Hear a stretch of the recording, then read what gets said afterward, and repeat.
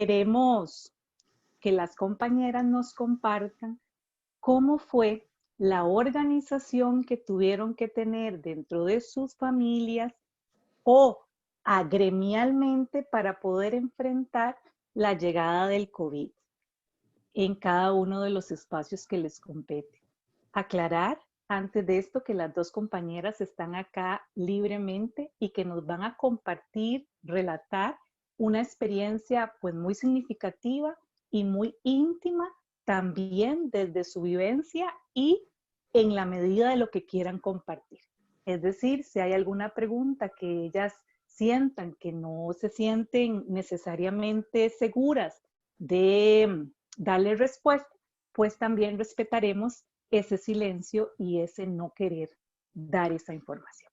Así que les cedo el espacio, compañeras Hania y Laura, en cualquier orden para que nos puedan compartir cómo fue que se organizaron ante la llegada del COVID en su familia o a nivel gremial. Empiezo yo. Bueno, buenas tardes. Espero que todas y todos estén muy bien. Como mencionaba la profesora, mi nombre es Laura, soy asistente del proyecto ED 3262. Y bueno, muchas gracias por permitirme compartir este espacio. Yo les voy a comentar un poco sobre cómo hicimos en mi familia con la reorganización del espacio y algunas estrategias familiares que implementamos, ¿verdad?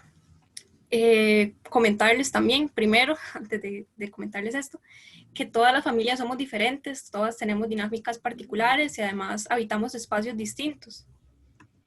Haciendo esta aclaración, ya les puedo contar un poco sobre estas estrategias que nos ayudaron a nosotros a afrontar como familia el estar con coronavirus y en cuarentena. En nuestro caso, afortunadamente, ninguno tenía factores de riesgo ni requerimos hospitalización, entonces todos en mi familia nos recuperamos satisfactoriamente. Creo que una de las cosas más importantes para sobrevivir, económicamente hablando, fueron las redes de apoyo que tuvimos en ese momento, familiares, amigos, vecinos y personas de la iglesia también, a la que asistimos, nos traían las compras, algunas personas nos traían medicamentos, cualquier cosa que necesitáramos, incluso dinero, y fue un mes que estuvimos con la orden sanitaria de confinamiento, porque se extendieron 2 veces. Entonces esto fue muy complejo, nos modificó completamente toda la dinámica familiar, porque en mi caso los ingresos familiares son por cuenta propia, entonces si un día no se trabaja, no se tiene ingresos, y las redes de apoyo en nuestro caso fueron fundamentales, de verdad fueron muy, muy importantes para poder atravesar la pandemia y afrontar esto. Y por otro lado se encuentra el tema del espacio de la casa y las dinámicas que cambian cuando una persona se enferma de COVID. En mi caso particular, no teníamos las condiciones de vivienda para realizar un confinamiento total, es decir, que cada persona estuviera en su propia habitación. Sin embargo, sí realizamos cambios con respecto a mantenernos distanciados, sin contacto físico, cada uno con sus propios utensilios para comer, cambiar los cepillos de dientes, desinfección constante de superficies y espacios, ese tipo de estrategias. Eso sería. Muchas gracias, Laura, por compartirnos algo tan significativo para tu familia. En buena hora que en tu familia los síntomas fueron leves y también que tuvieron esa gran oportunidad de activar las redes de apoyo que, como bien mencionás, son fundamentales para enfrentar este proceso que les correspondió vivir. Hania, quedamos en tu compañía. Gracias. Buenas tardes a todas y todos. Espero que este sea un espacio agradable para compartir algunas de las experiencias que hemos vivido a lo largo de estos casi 7 meses de pandemia.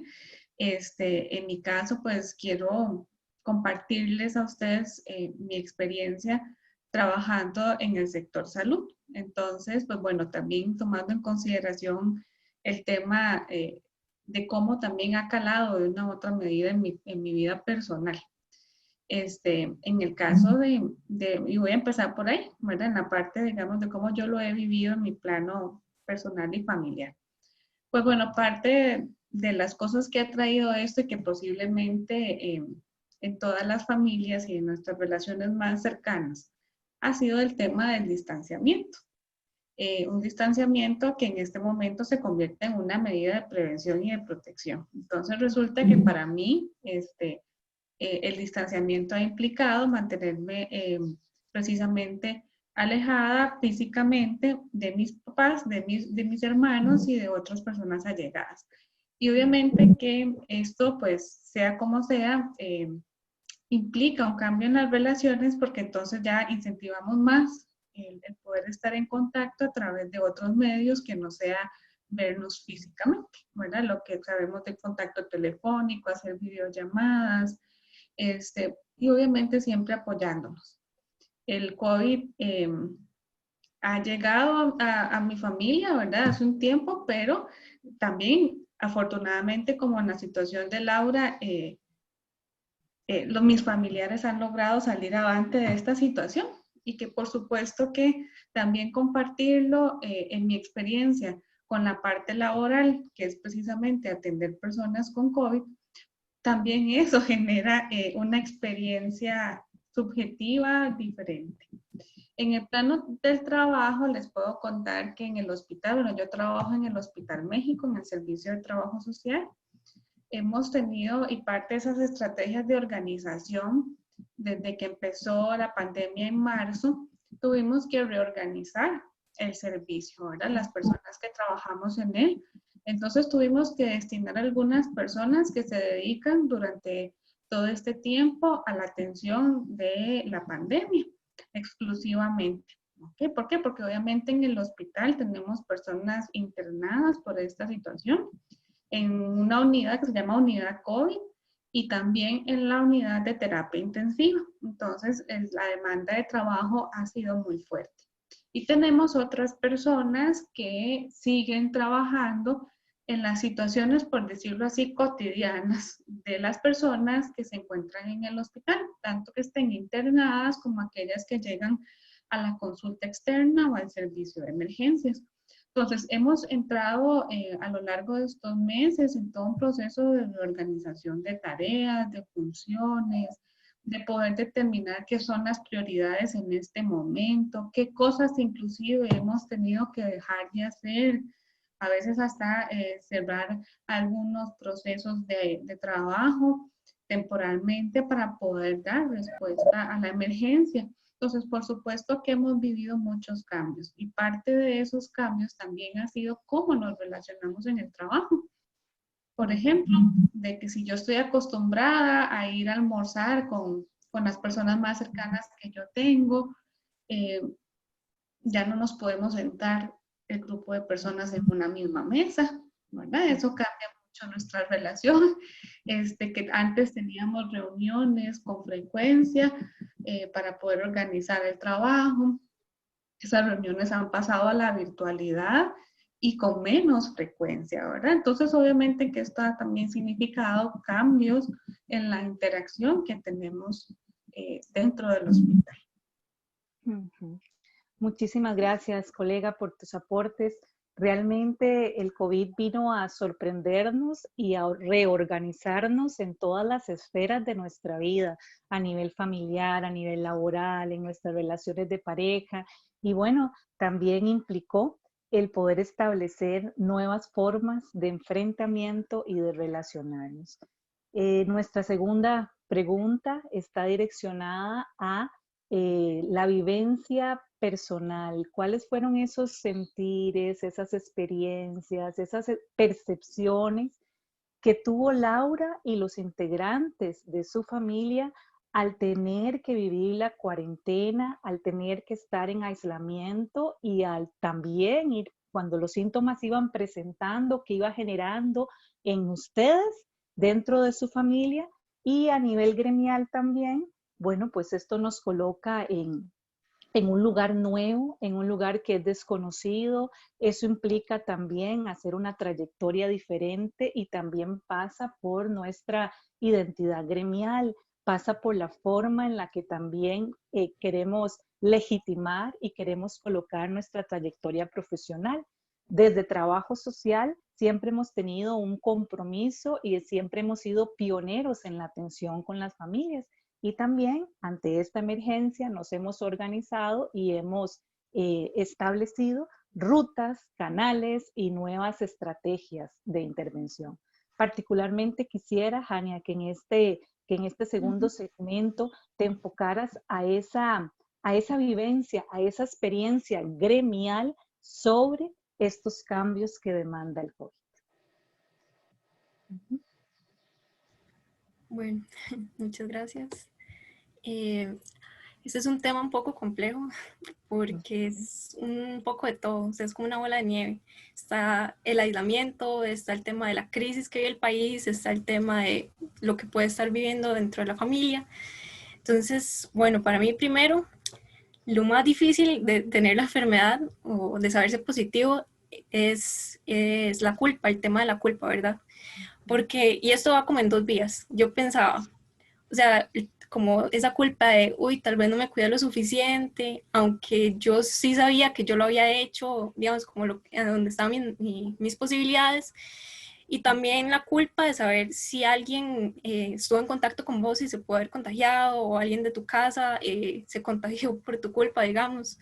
Entonces ese tema de la culpa y todo este tema, ¿verdad? Da demasiada ansiedad, culpa, preocupación, son muchos, muchos sentimientos.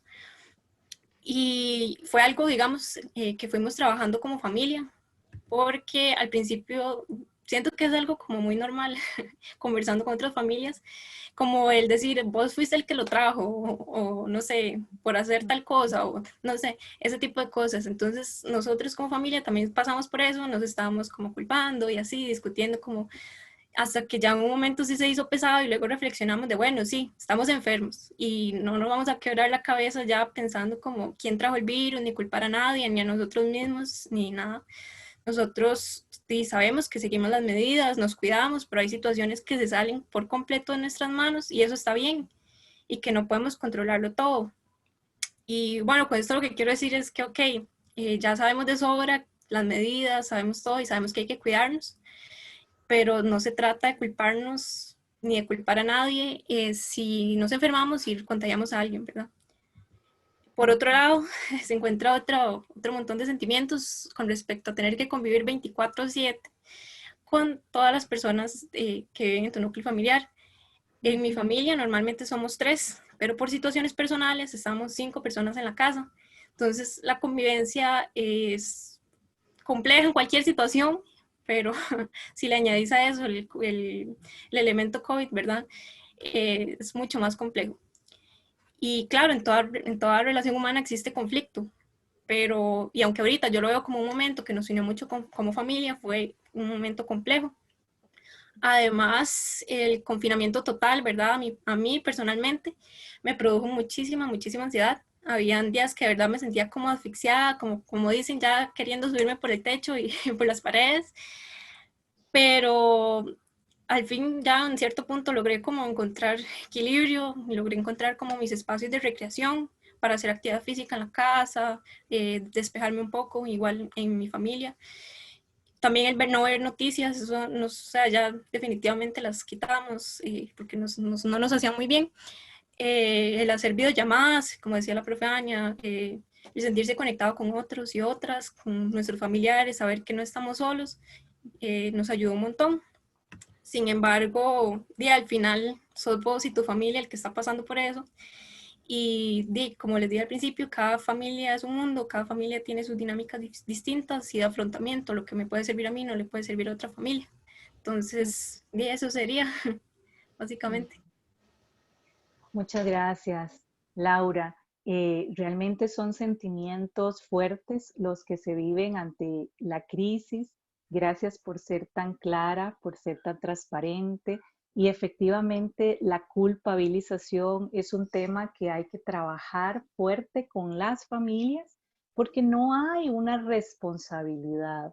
Hay un ambiente, por más que sigamos los protocolos, en alguna medida y en algún momento, todas y todas podemos ser parte de esta realidad. Así que me llama mucho la atención y creo que es un tema que hay que seguir trabajando y profundizando con las familias. El no sentirse culpable ante la llegada del COVID en nuestras casas. Jania. Bueno, yo quiero rescatar algo que decía Carolina hace un ratito, ¿verdad? Y de cómo el COVID ha venido a cambiarnos la vida de una u otra medida. Y creo que ha habido una constante a lo largo de este tiempo, y es el tema de la incertidumbre, ¿verdad? Los primeros meses principalmente marcados de mucha incertidumbre, inclusive parte de un poquito de lo que decía Laura hace un rato de cómo, qué va a pasar con nosotros, si nos va a afectar, si no nos va a afectar, qué vamos a hacer, etcétera. Y todas estas interrogantes que en algún momento pueden pasar por nuestra cabeza, también lo hemos vivido en el plano gremial. El enfrentarnos a una situación desconocida, por supuesto que ha implicado muchas cosas, y parte de esa identidad gremial ha sido, como bien lo decía Carolina, el compromiso con lo que lo hemos asumido. Desde que teníamos claro de que nos íbamos a enfrentar al tema del COVID, empezamos a prepararnos, inclusive desde antes, porque puedo decirles que a nivel de trabajo social en la caja, desde años atrás hemos venido trabajando en cómo abordar las emergencias. Y eso precisamente nos da seguridad del trabajo que estamos haciendo. Y a partir de que ya nos enfrentamos al tema de la pandemia, pues también se empezaron a construir nuevas formas de abordaje. Y eso ha implicado muchas cosas, ¿verdad? Desde hacer teletrabajo, hacer atenciones virtuales, telefónicas, y que siempre pensando precisamente en ese compromiso que tenemos con las personas y con las familias, que tradicionalmente, históricamente, han sido sujetos de atención por parte de trabajo social. Y en esta pandemia no ha sido lo contrario.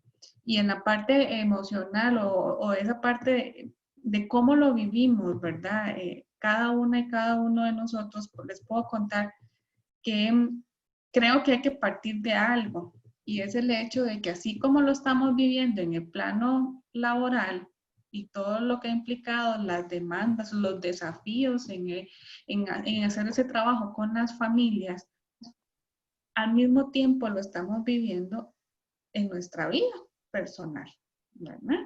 Y que entonces eso le imprime definitivamente un tono diferente a lo que hacemos.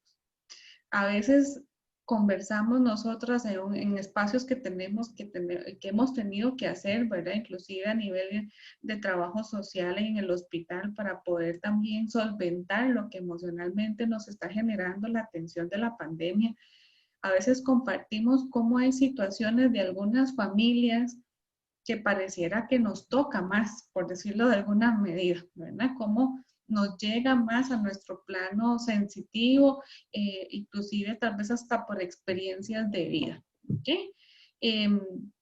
Y cómo a veces inclusive hemos tenido la experiencia de terminar de atender a una familia que acaba de perder a un ser querido, que no puede ver, que no puede estar cerca, que no se puede despedir de esa persona. Y que nosotras nos hemos convertido en una persona acompañante de ese proceso hasta el final. Terminamos y a veces tenemos que reconocer que nos sentimos mal, que estamos tristes, a veces hasta con un poco de frustración por lo que estamos viviendo. ¿Y por qué? Porque al final de cuentas no somos ajenas al dolor, ¿verdad? Vivimos el dolor de una u otra medida. Y eso también es parte, creo, de ese compromiso con el que hemos asumido la atención de la pandemia. Porque evidentemente estamos viviendo un ambiente de dolor, ¿verdad? Y que a pesar del cansancio que podemos ya sentir después de 7 meses, creo que lo seguimos asumiendo con el mismo compromiso. Y para mí ha sido una experiencia muy significativa en ese plano, y de poder también tener claro que la atención de trabajo social ha sido fundamental precisamente para acompañar a las familias que están en aislamiento, acompañar a las familias que tienen a un familiar hospitalizado y que tal vez pasan días, semanas y que poca información pueden tener de ellos. Y cómo entonces nos convertimos también en un puente para conectar a la familia con esa persona que está hospitalizada. Entonces ha sido un trabajo muy interesante y de muchas, por decirles así, como muchas conexiones con las personas, con inclusive personas que trabajan en otras instituciones para poder resolver una situación particular de una familia. Entonces, en realidad sí ha sido una experiencia muy significativa que definitivamente puedo decir que mi ejercicio profesional ha sido marcado por la pandemia, ¿verdad? Desde el plano de poder innovar, de hacer cosas diferentes para poder solventar lo que ya no podíamos hacer de forma tradicional, hasta en el plano personal, inclusive de valorar cosas, ¿verdad? Personas, relaciones que tenemos a nuestro alrededor y que ha sido también importante en este proceso. Muy importante lo que colocas, Hania, esa parte de cómo humanizar nuestro ejercicio profesional, esa parte humana que hay detrás de recibir tanto dolor, de dar tanta contención, de estar ahí acompañando y también nosotros estar o nosotras estar en los mismos momentos de incertidumbre con nuestras familias, con nuestros seres queridos. Así que realmente ese rol profesional es de admirar y también de ir buscando, que quizás más adelante en las preguntas podrías profundizar, cuáles son esas estrategias que han hecho las profesionales para tratar de pensar en sí mismas, para tratar de sobrellevar esta carga adicional o este nuevo rol que han tenido que ejecutar ante la situación que vive el país. Y casualmente la tercera pregunta gira en torno a el quehacer directo de trabajo social. ¿Cuál es esa intervención? ¿Cuál es ese papel que asume trabajo social con las familias? En tu caso, Laura, ¿tuviste alguna coordinación, algún contacto con trabajo social? Nos gustaría que te refirieras a eso. Y en el caso particular de Hania, si puede ampliar en qué consiste directamente tu papel ante la atención del COVID con las familias. Sí, bueno, nosotros como familia recibimos una llamada de la Clínica Moreno Cañas, específicamente el Departamento de Trabajo Social. La trabajadora social nos saludó, nos recordó las medidas de confinamiento, las medidas sanitarias de confinamiento y demás. Nos preguntó si habíamos recibido medicamentos de la caja, también valoró si teníamos redes de apoyo para afrontar la emergencia, si el espacio de la casa nos permitía hacer la cuarentena, es decir, si compartíamos habitaciones con otras personas que no eran como el núcleo familiar. Nos preguntó cómo nos sentíamos y básicamente fue eso. Fue una intervención de más o menos 15 minutos. Sin embargo, se agradece un montón en esos momentos saber que podíamos haber recibido algún tipo de apoyo, haberlo requerido. Y también se valora muchísimo el trabajo que viene haciendo trabajo social, considerando que una sola persona tiene que hacer un montón de llamadas diarias de este tipo. Eso sí. Muchas gracias, Laura. Bueno, yo les puedo compartir un poquito qué hacemos en el plano de la caja, ¿verdad? Porque sabemos que la emergencia está siendo atendida desde diversos frentes, por decirlo así, ¿verdad?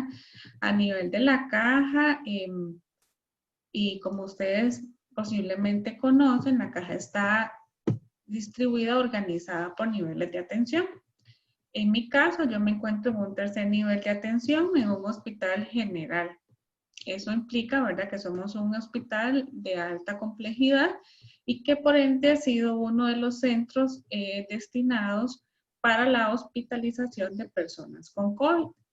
Entonces, voy a concentrarme precisamente ahí. Lo que Laura, por ejemplo, es lo que ella nos cuenta de que recibe una llamada de la colega del área de salud, es un área de salud de segundo nivel, ¿verdad? Entonces, ahí de una u otra forma, ¿verdad? La intervención tiene sus matices precisamente para conocer cuáles son las condiciones en las cuales las personas están viviendo a nivel de sus familias y a nivel social para hacer el afrontamiento a la crisis que están viviendo.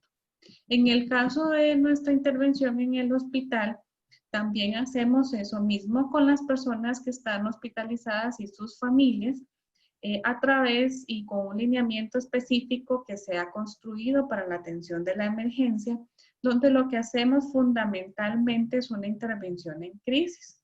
Una intervención en crisis que nos puede significar varios días, semanas. ¿Por qué? Porque hay personas que pueden estar hospitalizadas poco tiempo, pero también hay otras que pueden estar hospitalizadas 1, 2 meses mientras logra recuperarse. O bien otras personas, pues que el desenlace lamentablemente es el fallecimiento.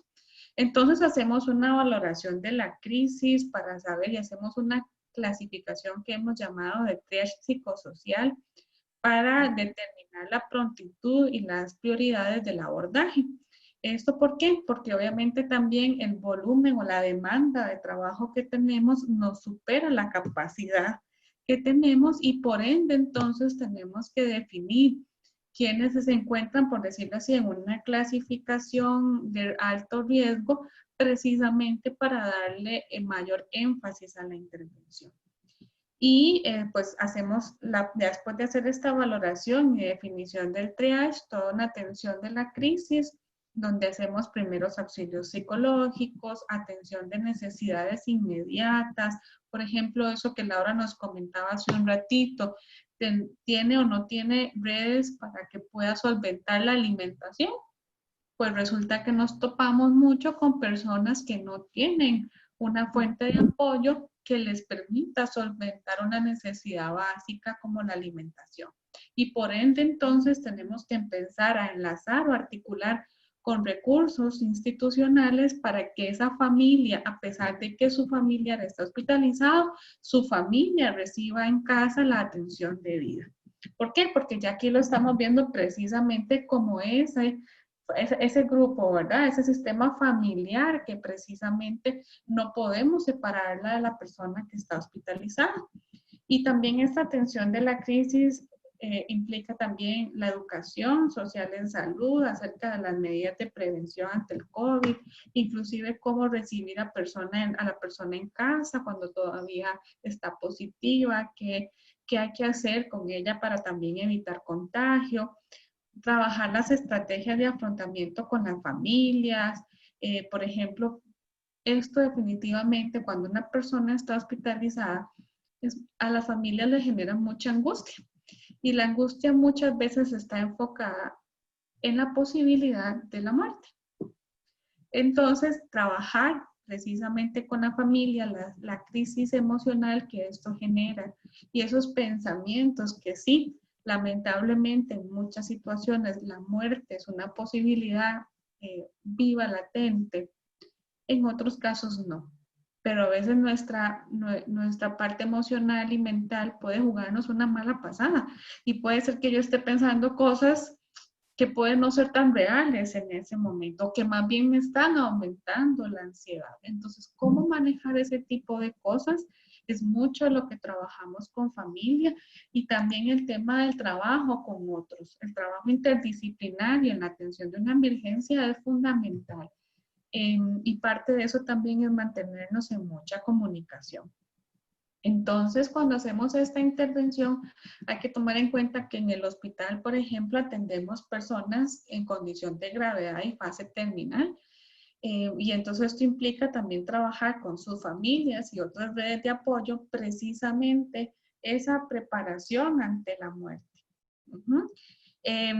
Y muchas veces ese acompañamiento psicosocial para la despedida de la familia, la red de apoyo, en coherencia y respeto a la voluntad de la persona usuaria, cuando ella puede decirnos cómo desea que sea ese proceso, ¿verdad? En algunos casos, pues lamentablemente no logramos ese contacto con la persona por su condición de salud. Y de igual manera, porque nosotras, obviamente las unidades de COVID son unidades aisladas, entonces las personas que pueden estar dentro de la unidad de trabajadoras y trabajadores son personas esenciales. Por ejemplo, entonces el personal de enfermería, el personal médico, las personas, las compañeras y compañeros de aseo, que obviamente tienen que mantener la atención, por decirles así, más directa de esa persona. En el caso nuestro, las atenciones con las personas que están dentro de las unidades lo hacemos vía telefónica o vía videollamada cuando es posible.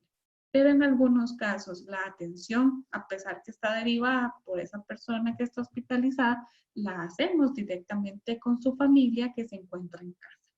Y por ende también, pues cuando la persona fallece, acompañamos en ese proceso de organización para que la familia pueda definir cómo hacer la inhumación de esa persona, es decir, su sepelio y las condiciones en las cuales van a darle fin a esa persona. ¿Por qué? Porque no es, por ejemplo, hacer un entierro como cualquier otra persona que no tiene COVID. ¿Okay?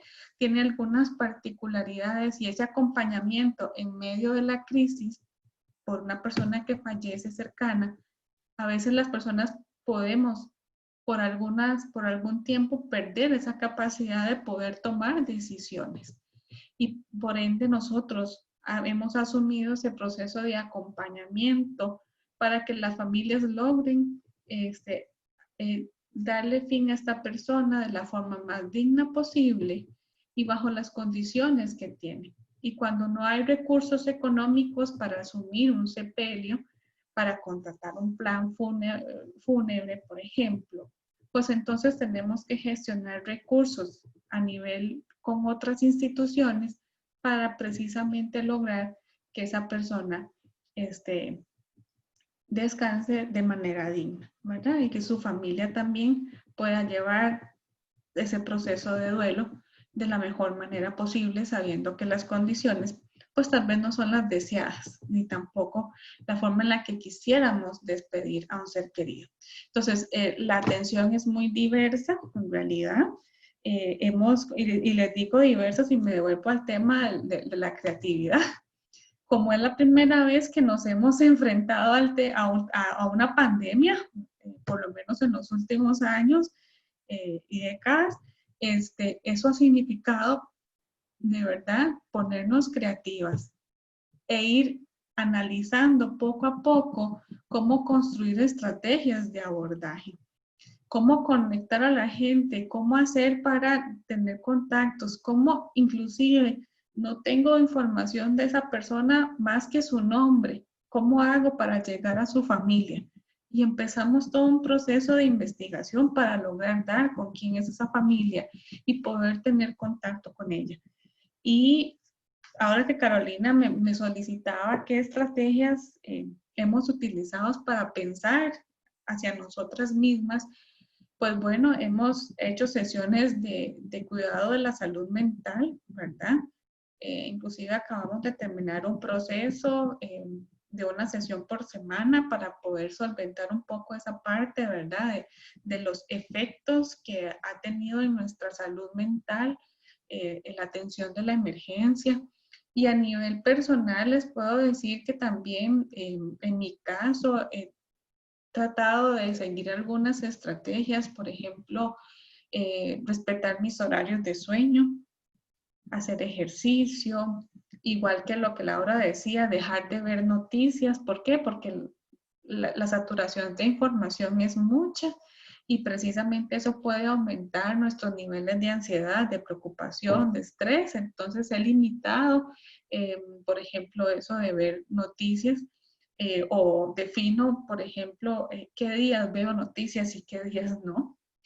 Y de igual forma, qué información quiero recibir y qué información no. Tratar de compartir con personas cercanas, aunque sea virtualmente, pero que me llenan de satisfacción estar cerca de ellas por ese medio, hacer ejercicio, porque definitivamente es una situación que tiene repercusiones, ¿verdad? Y a veces pues esa parte la dejamos de un lado, pero en este momento es fundamental.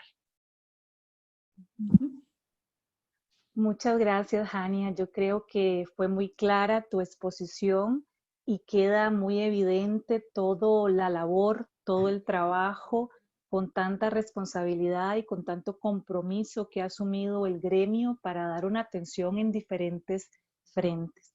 Y también creo que a partir de tu relato podemos ver lo que eso significa para nosotras gremialmente a nivel de carga emocional, qué bien que en el servicio del Hospital México se han podido organizar también para cuidar ese recurso humano, también para ponerle atención y generar estrategias que me imagino que hay que seguir aumentando, que hay que seguir incentivando para poder que esas personas que están en el primer momento atendiendo a otras personas puedan estar en la medida de sus posibilidades lo mejor posible.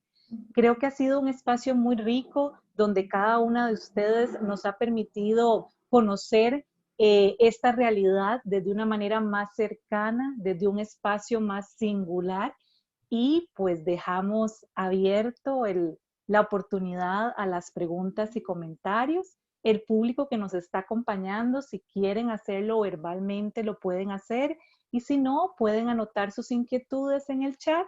Y sí les solicitaría al compañero Daniel que me apoye en la lectura, porque no logro ver los comentarios que se están planteando, si es que se está planteando algún comentario. Así que cedo la palabra.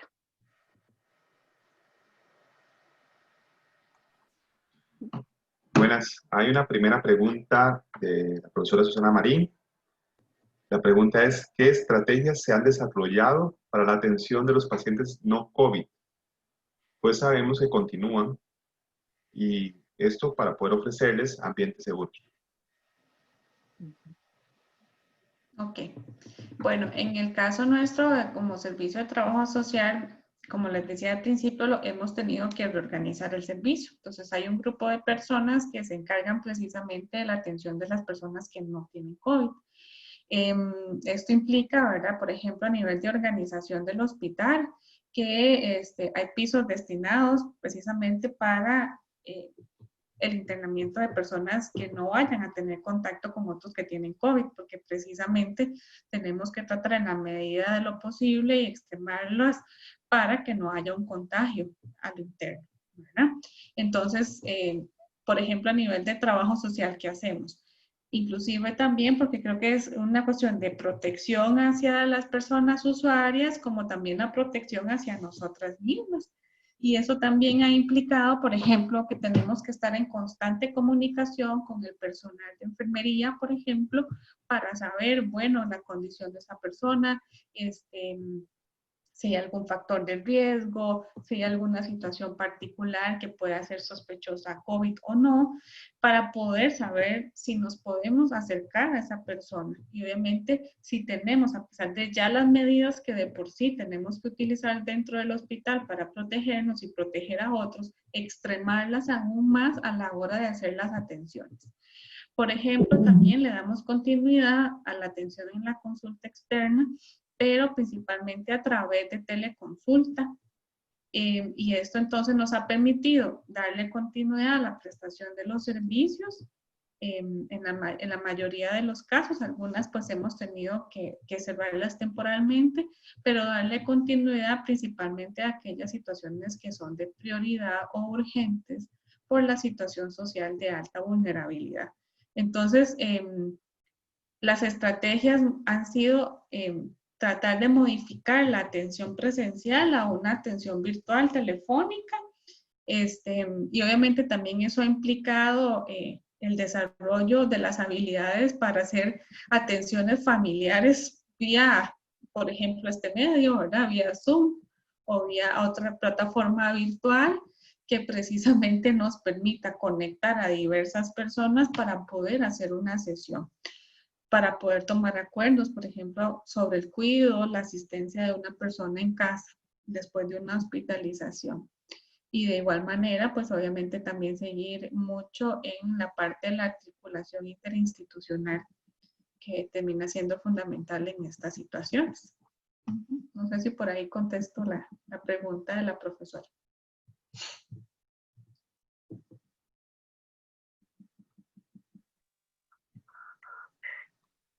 Muchas gracias, Ania.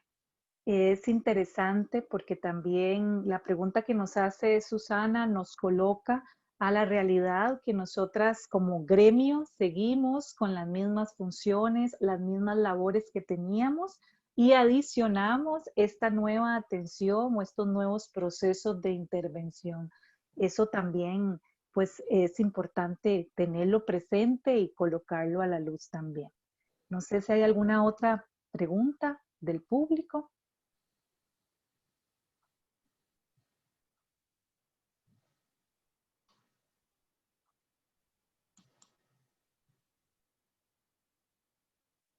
Bueno, a mí me surge una inquietud, a ver si mientras damos unos minutos, a ver si alguien más se anima, ¿cuáles serían aquellas recomendaciones o aquellos retos o aquellos desafíos que ustedes le quisieran plantear, ya sea a una familia que esté viviendo alguna situación del COVID o incluso a nuestro gremio profesional? ¿Qué será esa voz que ustedes quieren levantar para recomendar o dar un planteamiento distinto ante la realidad que estamos viviendo? Bueno, yo como, como persona que vive esto entre una familia y también como estudiante de trabajo social, me parece primero como reconocer que no es una situación normal, ¿verdad? No estamos en una situación normal para nada. Entonces es importante, número uno, no sentirnos culpables. Primero, si no, bueno, por muchas cosas, ¿verdad? Pero con relación a esto, no sentirnos culpables si llegamos a enfermarnos. También, bueno, la importancia, ¿verdad?, de las redes de apoyo, ir como, si no se han enfermado, ojalá que no, pero ir pensando como en esas redes de apoyo que son muy importantes. También cuidar la salud mental desde el día uno es muy, muy importante. Y también como aprendizaje, tal vez resaltar que no todas las personas tenemos las mismas condiciones para afrontar esta pandemia. Entonces, bueno, para mí eso ha sido como el principal aprendizaje que me lleva a todo esto, que afortunadamente nosotros sí lo tuvimos, pero hay un montón de familias que no lo tienen. Entonces eso.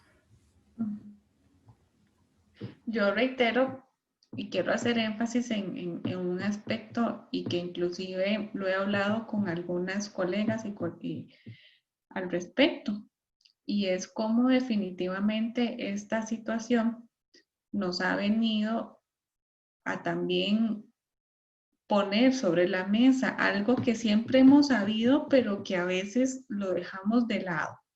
Y es el hecho de cómo nuestro ejercicio profesional también genera un impacto en nuestra salud. ¿Okay? En nuestra salud física, en nuestra salud mental, en realidad en la salud integral.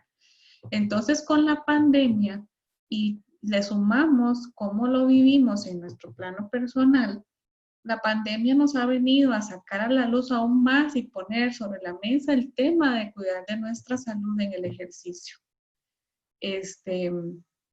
Porque evidentemente, les puedo decir, al principio creíamos, tal vez como la mayoría de personas, que esto iba a ser una situación de algunos meses, 2, 3 meses, y que ya probablemente íbamos a regresar a nuestra vida habitual, aunque fuera diferente en alguna medida, pero que íbamos a retornar a nuestra vida habitual en poco tiempo. Y resulta que nos hemos dado cuenta que no. Y que entonces eso, cómo lo estamos viviendo en nuestro plano personal, también es muy importante para poder seguir desarrollando el trabajo que hacemos. Porque les puedo decir que hay días buenos, hay días malos. Y también lo vivimos en el trabajo. Hay días buenos y hay días malos. ¿Okay? Pero aceptarlos como tal y qué hago yo y qué hacemos como gremio para cuidarnos, ¿verdad? Que también es una responsabilidad, y se lo digo, que también es una responsabilidad de nuestros empleadores, el cuidado de la salud de las personas trabajadoras. Creo que hay una corresponsabilidad también en ese plano. Y cuidarnos entre todos también implica ser solidarios. Y eso mismo que decía Laura, nuestras redes de apoyo, pero también nuestras redes dentro del espacio laboral.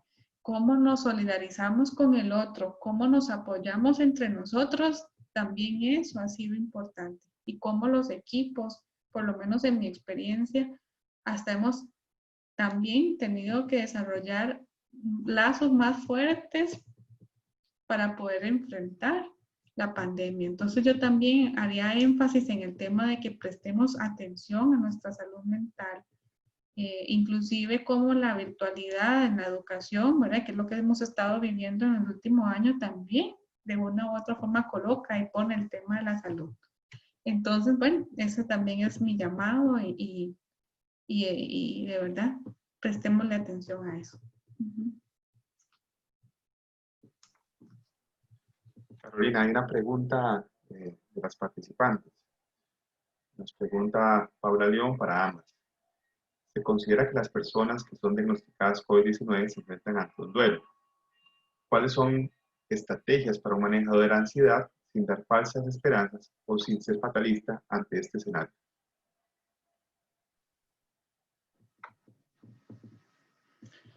Bueno, creo que no, es una pregunta abierta, supongo, ¿verdad?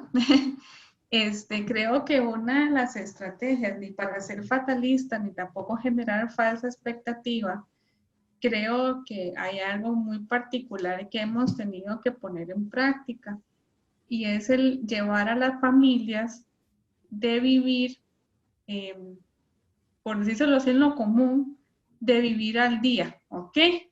Es decir, su familiar está hospitalizado hoy, vamos a conocer cómo está hoy su familiar y qué podemos hacer hoy con esa situación, ¿ok? ¿Por qué? Porque parte de lo que hemos visto es que las personas, como bien lo señala la compañera, pueden manejar, ¿verdad? Ese efecto en su salud mental, la ansiedad, el pensamiento anticipatorio de lo que pueda ocurrir o no ocurrir, esos duelos, cómo los vamos viviendo. Entonces, parte de esto es cómo logramos de una u otra medida detener esa anticipación. Y parte de esa estrategia es entonces, vamos viviendo al día lo que estamos viviendo, ¿ok? Con las condiciones que al día de hoy se nos presentan, ¿ok? Porque evidentemente no sabemos, ¿verdad? La situación del COVID también nos ha venido a enseñar que la incertidumbre sigue y que una persona puede estar muy bien y resulta que llegamos al día siguiente y falleció, ¿verdad? Y entonces, ¿cómo ya enfrentamos o qué tenemos que enfrentar hoy? La muerte. Y entonces ahí ya pues vamos con otras estrategias de acompañamiento, de fortalecer red de apoyo, de la expresión de sentimientos y demás que nos va a permitir que no que la persona no sienta dolor, que no viva su duelo, pero que lo viva de la mejor manera posible bajo las circunstancias en las que esa persona está viviendo. Entonces esa ha sido parte de las estrategias. A mí me gustaría ampliar ese tema porque me parece que la pregunta es muy rica y también me hace pensar en el abordaje que tenemos de hacer lo que se llama un duelo anticipado o un duelo anticipatorio. Y precisamente el abordaje de este tipo de duelo es tratar de que las personas estén en el presente, tratar de que las personas logren expresar y logren sentir y logren experimentar lo que está pasando, como bien decía Hania, en el hoy. Eso significa que logramos bajar los niveles de ansiedad si no nos adelantamos a lo que todavía no está sucediendo. Que puede ser que llegue, pero no está sucediendo. Ese particularmente es un trabajo en duelo que trabajo social ha tomado la batuta. En muchos de los procesos que se trabaja con duelo, el duelo anticipado lo hace trabajo social con las familias. Y ante esta emergencia, yo creo que también se ha trabajado desde ahí, que es uno de los duelos más difíciles de trabajar, precisamente porque no podemos adelantar situaciones, pero tampoco no las podemos considerar, ¿verdad? Entonces, quería ampliar. Y también es para ampliar ahí un poquito, Caro, creo que también hay un tema particular y es tomar en consideración las condiciones socioculturales de las personas, ¿verdad? No es lo mismo trabajar un duelo anticipado dependiendo de las poblaciones. Por ejemplo, en población indígena no es igual. De hecho, que el duelo anticipado usualmente no lo podemos trabajar como tal por la concepción de la muerte y los, inclusive hasta rituales alrededor de la muerte y demás. Entonces es distinto, así como hay familias, ¿verdad? Que como bien Laura lo ha colocado el día de hoy, que sus características son diversas y que por ende hay personas con las cuales o familias que podemos empezar a trabajar ese duelo anticipado, así como hay familias con las cuales no podemos tocar el tema. Y eso es precisamente respetar el ritmo, le digo yo, ¿verdad? El ritmo de la familia, de cómo quiere ir abordando y trabajando estos temas. ¿Por qué? Porque no todas las personas van a llegar al mismo desenlace, ni todas las personas ni las familias lo van a resolver de la misma manera. Entonces también esos otros elementos fundamentales.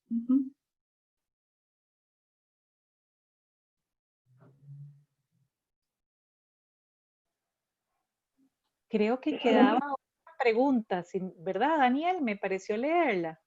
Correcto, Caro. Dice, es una pregunta para Laura. Dice si ha tenido la misma percepción de las y los profesionales del trabajo social antes y después de la atención, de esta atención. Gracias. A ver, claramente yo comprendía antes de toda esta pandemia que el trabajo social históricamente ha sido una profesión sobrecargada, que hay muy pocos profesionales tal vez y mucho trabajo. Entonces, de eso me queda tal vez como claro ahorita,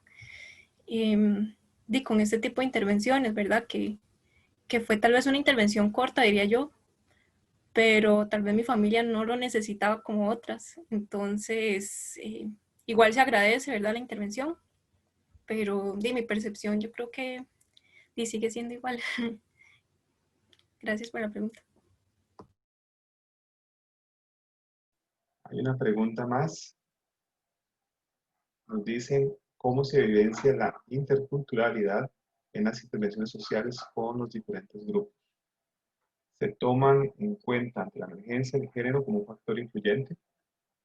No sé si es para ambas, pero me imagino que es principalmente para Jania.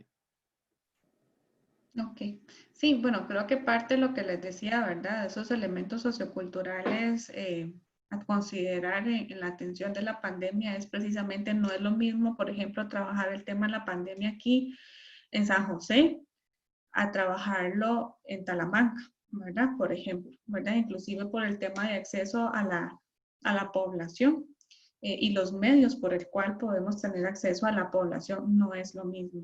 Inclusive desde la concepción de la enfermedad y la salud que pueden tener los diferentes grupos, también eso implica cambios definitivamente en la atención. Inclusive en esta semana se ha estado trabajando precisamente sobre el tema de cómo trabajar la interculturalidad mucho más a profundidad.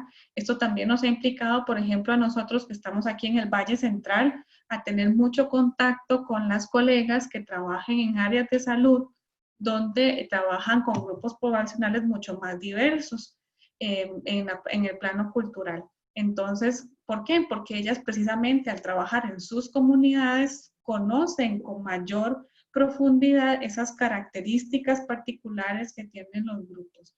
Y por ende, entonces, nos trasladan a nosotros conocimientos que nos ayudan a cómo, por ejemplo, trabajar el tema de la muerte, a cómo trabajar el duelo, de acuerdo a esas condiciones, ¿verdad? Yo creo que aquí entonces también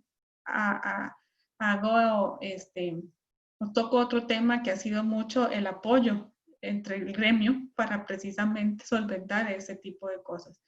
Y en cuanto al género, por supuesto que sí, hemos tenido que activar inclusive por ejemplo, en situaciones de violencia de género que detectamos dentro de la atención, inclusive con alguna persona hospitalizada que ha sido víctima de violencia. Esto nos ha llevado también entonces a hacer un abordaje no solamente por el tema del COVID, sino también en protección y la defensa de los derechos de esa persona que ha sido violentada.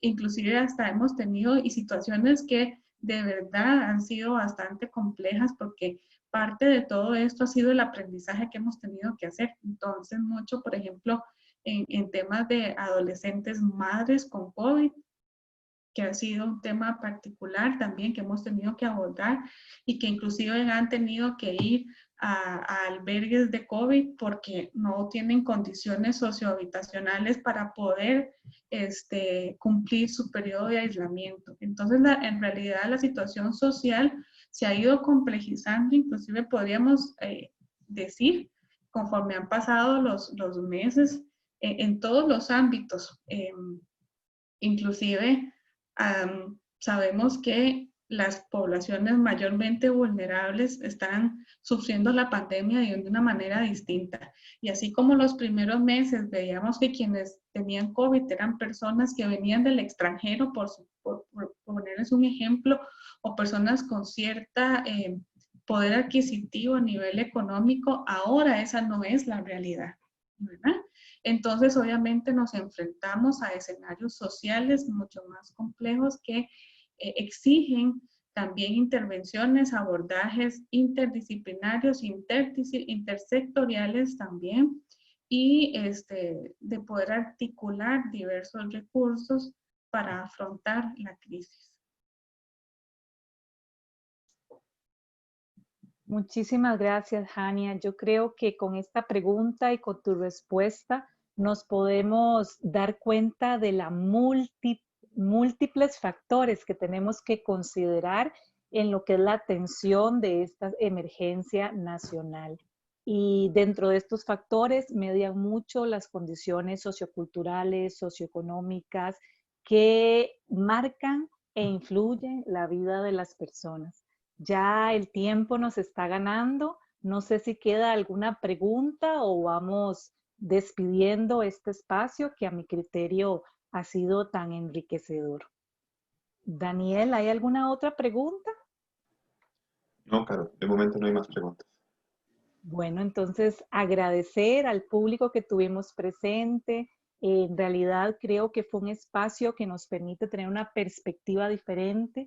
También quiero particularmente detenerme y agradecerle a las compañeras, ambas trabajadoras sociales, porque se aventuraron y compartieron esta experiencia con nosotras. Es de valientes el poder socializar eso por lo que atravesaron. Así que de corazón agradezco el espacio y espero que para el público también haya resultado igual de interesante que lo fue para mí. Desde el ED 3262, construyendo nuevas estrategias de crianza y vinculación familiar, les agradecemos su tiempo, les agradecemos su escucha y les deseamos una muy buena noche.